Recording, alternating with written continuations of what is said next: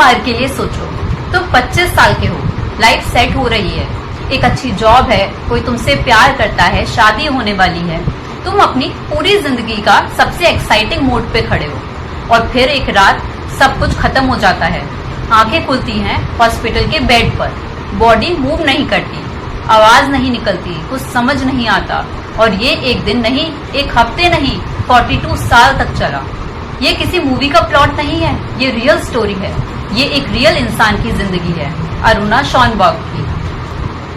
1 जून 1948 को कर्नाटका में एक लड़की पैदा होती है, अरुणा शॉनबर्ग। ये वो जमाना था जब लड़कियों के लिए डॉक्टर या नर्स बनना बहुत बड़ी बात हो जाती थी। अरुणा ने डिसाइड किया कि वो नर्स बनेगी। ट्रेनिंग के बाद उसे पोस्टिंग मिलती है KEM हॉस्पिटल मुंबई में, मुंबई का एक प्रेस्टिजियस गवर्नमेंट हॉस्पिटल। अरुणा वहां सर्जरी वार्ड में जूनियर नर्स थी। अब यहाँ एक कैरेक्टर एंटर होता है, सोहनलाल वाल्मीकि। वाल्मीकि KEM हॉस्पिटल में कॉन्ट्रैक्ट स्वीपर था। अरुणा का और उसका इंटरेक्शन हुआ था क्योंकि रिपोर्टेडली अरुणा ने एक बार उसे हॉस्पिटल में खाना चुराने के लिए डांट दिया था। वाल्मीकि के अंदर गुस्सा बिल्ड हो रहा था। 27 नवंबर 1973 रात का वक्त था। हॉस्पिटल के बेसमेंट में चेंजिंग एरिया था। अरुणा अपनी शिफ्ट खत्म करके कपड़े चेंज करने गई थी और वहीं वाल्मीकि उस पर झपट पड़ा। उसने एक डॉग चेन अरुणा के गले में लपेट दी और उस चेन को इतनी ताकत से खींचा कि अरुणा की विंड पाइप क्रश हो गई। ऑक्सीजन का फ्लो ब्रेन तक बंद हो गया।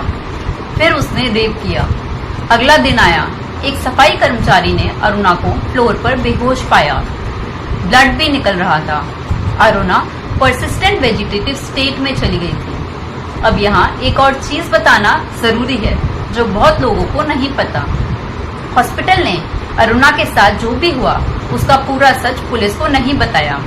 रेप वाला हिस्सा डेलिबरेटली छुपा दिया गया, इसलिए वाल्मीकि पे रेप का केस ही नहीं लगा। उसके ऊपर चार्जेस लगे रॉबरी, अरुणा के मंगलसूत्र और इयररिंग्स चुराने के और अटेम्प्ट टू मर्डर, बस। तो प्रैक्टिकली एक रेपिस्ट को सिर्फ 7 साल की सजा मिली। वाल्मीकि 1980 में आजाद हो गया और अरुणा वहां हॉस्पिटल में रही 42 साल तक। इमेजिन करो, कोई हॉस्पिटल बेड पे हो, आंखें हैं लेकिन देखना मतलब कुछ नहीं, आवाज है लेकिन बोल नहीं सकता। यही था अरुणा का एग्जिस्टेंस। अरुणा अपने आप कुछ नहीं खा सकती थी। पहले मैश्ड फूड दिया जाता था। 2010 के बाद नैसोगैस्ट्रिक ट्यूब से फीडिंग होने लगी। लेकिन एक चीज हैरान कर देती है सबको, अरुणा कंप्लीटली ब्रेन डेड नहीं थी। डॉक्टर्स ने ऑब्जर्व किया, अरुणा को लाइट म्यूजिक पसंद था, खासकर डिवोशनल म्यूजिक। जब बजता था तो रिस्पॉन्स होता था। ज्यादा लोग रूम में आते तो अनकंफर्टेबल हो जाती थी। मतलब कुछ तो था अंदर, कुछ फीलिंग, कुछ अवेयरनेस, लेकिन एक्सप्रेस करने का कोई जरिया नहीं था। और इन 42 सालों में उसके साथ रही उस हॉस्पिटल की नर्सेस। पिंकी वीरानी एक जर्नलिस्ट थी। 1998 में उन्होंने अरुणा की स्टोरी पर एक बुक लिखी। वो अरुणा के केस को 1980 से फॉलो कर रही थी। 2009 में उन्होंने सुप्रीम कोर्ट में आर्टिकल 32 के अंडर रिट पिटीशन फाइल करी, अरुणा की नेक्स्ट फ्रेंड बनके। पिटीशन की डिमांड थी यूथेनेशिया यानी मर्सी किलिंग। अब सुप्रीम कोर्ट के सामने एक हिस्टोरिक सवाल था, क्या इंडिया में यूथेनेशिया लीगल हो सकती है? कोर्ट ने पहले एक 3 डॉक्टर की कमेटी बनाई अरुणा को एग्जामिन करने के लिए। डॉक्टर्स ने क्या रिपोर्ट दिया? अरुणा परमानेंट वेजिटेटिव स्टेट में है, ब्रेन डैमेज इरिवर्सिबल है, वो ब्रेन डेड नहीं है, स्टिमुलाई का रिस्पॉन्स करती है, उसकी बॉडी लैंग्वेज में कोई साइन नहीं है कि वो मरना चाहती है। हॉस्पिटल स्टाफ बहुत अच्छी केयर दे रहा है।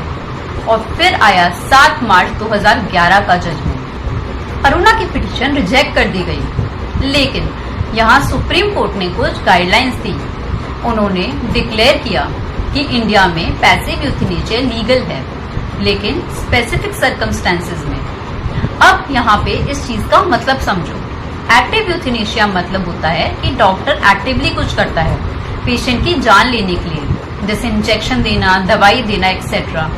पैसिव यूथेनेशिया मतलब लाइफ सपोर्ट हटा देना, ट्रीटमेंट को रोकना, नेचुरल डेथ होने देना।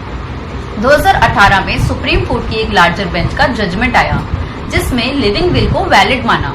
मतलब तुम आज डिसाइड कर सकते हो कि अगर तुम कभी परसिस्टेंट वेजिटेटिव स्टेट में चले जाओ तो लाइफ सपोर्ट हटाई जाएगी या नहीं। अब वाल्मीकि कहाँ है? वो दिल्ली चला गया। कुछ रिपोर्ट कहती है उसने आइडेंटिटी चेंज की और एक दूसरे हॉस्पिटल में वार्ड बॉय की जॉब ले ली। अरुणा के जाने के बाद जब मीडिया ने उसे ढूंढा तो वो यूपी के गाजियाबाद डिस्ट्रिक्ट के एक गांव में ट्रेस किया गया। मीडिया के सामने आया, कैमरे पे बोला, मैंने रेप नहीं किया। अरुणा दीदी ने मुझे कास्ट के बारे में टॉन्ट किया था, मैंने सिर्फ थप्पड़ मारा। लेकिन फिर वो कहाँ गया किसी को नहीं पता। मई 2015 में अरुणा को निमोनिया हुआ, सांस लेने में प्रॉब्लम हुई। हॉस्पिटल ने उसे आईसीयू में शिफ्ट किया, वेंटिलेटर लगाया। 18 मई 2015 की सुबह अरुणा ने आखिरी सांस ली 67 साल की उम्र में और 42 साल के वेजिटेटिव स्टेट के बाद। उसके फ्यूनरल में कोई फैमिली नहीं आई। हॉस्पिटल की नर्सेज ने उसका अंतिम संस्कार किया। अरुणा की स्टोरी सिर्फ एक क्राइम की स्टोरी नहीं है, ये सिस्टम के फेलियर की स्टोरी है, लॉ रिफॉर्म की जरूरत की स्टोरी है और नर्सेज के कंपैशन की स्टोरी भी है। अगर ये वीडियो ने तुम्हें कुछ फील कराया हो तो लाइक करो और शेयर करो। ऐसे केसेस जब ज्यादा लोगों तक पहुंचते हैं तभी चेंज होता है। चैनल को सब्सक्राइब करो। मैं मिलती हूँ नेक्स्ट वीडियो के साथ, तब तक टेक केयर।